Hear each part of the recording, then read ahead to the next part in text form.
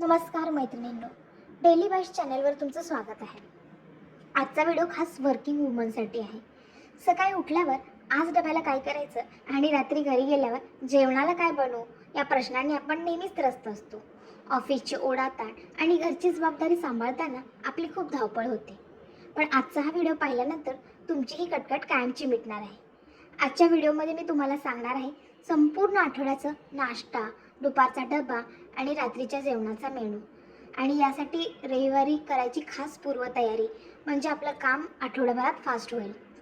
आणि सर्वात महत्त्वाचं म्हणजे यासाठी लागणाऱ्या सर्व किराणा सामानाची यादी अगदी बजेटसहित. तर चला हा व्हिडिओ शेवटपर्यंत नक्की पहा, कारण हा एक व्हिडिओ तुमचा पूर्ण आठवडा टेन्शन फ्री करणार आहे. स्क्रीनवर तुम्ही पाहू शकता मी सोमवार ते शनिवारचं नाश्ता, डबा आणि डिनरच्या मेनूचं प्लॅनिंग दिलं आहे. चला तर एक एक पाहूया. सोमवारी आठवड्याची सुरुवात उत्साहवर्धक व्हावी म्हणून मी डब्यासाठी निवडली आहे मेथी, जी की लोहयुक्त आहे. आणि पचायला हलकेसे पोहे निवडलेत नाश्त्यासाठी. यात तुम्ही वेगवेगळ्या भाज्या देखील ॲड करू शकता.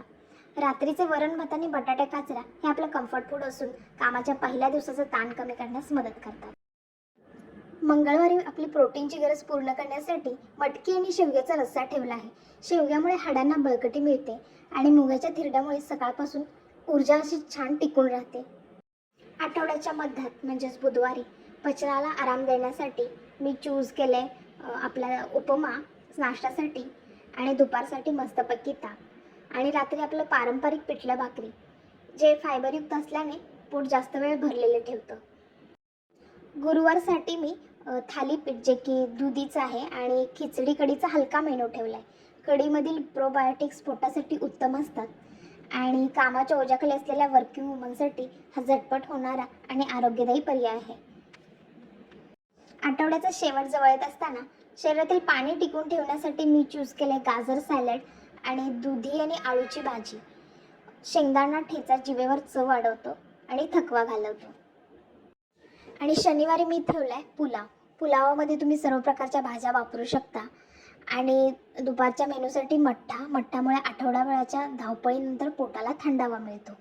आठवडाभर डिनर, लंच आणि ब्रेकफास्टसाठी लागणारे हे मेनू बनवण्यासाठी आपल्याला काय काय सामान लागेल त्याची सविस्तर किराणा यादी मी दिली आहे, अगदी प्रमाणासहित. यामध्ये मी धान्य, डाळी आणि मोड आलेली कडधान्य आणि भाज्यांचे देखील प्रमाण दिले आहे, जेणेकरून तुमची धावपळ होणार नाही. तुम्ही याचा स्क्रीनशॉट काढून ठेवू शकता किंवा वहीत नोट डाऊन करू शकता.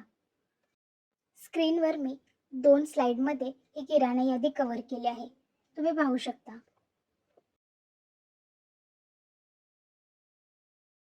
आता आठवड्याभराच्या या सर्व मेनूसाठी रविवारी आपण फक्त 2 तास पूर्वतयारी केली तर आठवडाभराचा बराचसाच वेळ आपला वाचू शकतो आणि घाईच्या वेळ होणारी चिडचिड थांबली जाते. चला तर बघूया पूर्वतयारी. पहिला असेल आपला बेसिक पेस्ट, आले लसूण मिरचीची पेस्ट. ही पेस्ट मिक्सरमध्ये वाटून त्यात थोडे मीठ आणि 1 चमचा तेल घालून एका काचेच्या बरणीत भरून ठेवा. ही पेस्ट 10 ते 12 दिवस टिकते. दुसरं आपलं कांदा खोबऱ्याचं वाटण. कांदा आणि सुकं खोबरं भाजून त्याचं वाटण करून ठेवा. हे वाटण फ्रीजमध्ये असेल तर कोणतीही रस्सा भाजी आपण 10 मिनिटात तयार करू शकतो. दुसरी आहे आपली भाज्यांची साफसफाई. पालेभाज्या लाईक मेथी, पालक निवडून धुवून पूर्णपणे कोरडं करून एक सुती कापडात गुंडाळून डब्यात ठेवा. यामुळे भाज्या 5 ते 6 दिवस ताज्या राहतात. फळभाज्या आहेत जसे की भेंडी, फ्लॉवर, दुधी किंवा गवार. या भाज्या चिरून झिपलॉक बॅगमध्ये किंवा एअरटाईट डब्यामध्ये भरून ठेवा. सकाळी फक्त फोडणी देणं बाकी राहतं. सॅलडमध्ये मुळा, काकडी आणि गाजर धुवून पुसून ठेवा, जेणेकरून डबा भरताना ते फक्त कापावे लागतील.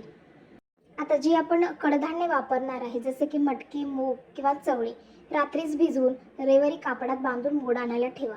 मोड आलेली कडधान्य प्रथिनांचा उत्तम सोर्स असतात आणि सकाळी लगेच उसळ बनवता येते. त्याचबरोबर शेंगदाणे भाजून त्याचं कूट करून ठेवा. हे कूट भाज्या, कोशिंबीर आणि सॅलडमध्ये वापरण्यासाठी खूप सोयीचं पडतं. गहू आणि ज्वारी किंवा बाजरीचं पीठ संपलं असेल तर ते रविवारीच आणून ठेवा आणि थालीपीठाची भाजणी देखील रविवारी तयार ठेवा. तर हे होतं आपल्या आठवड्याभराचं नाश्त्याचं, डब्याचं आणि रात्रीच्या जेवणाचं आठवड्याचं प्लॅनिंग. आणि त्याचबरोबर डिटेल्ड अशी किराणा लिस्ट आणि रविवारी करावी लागणारी पूर्वतयारी.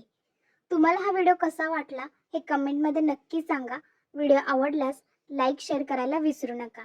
धन्यवाद.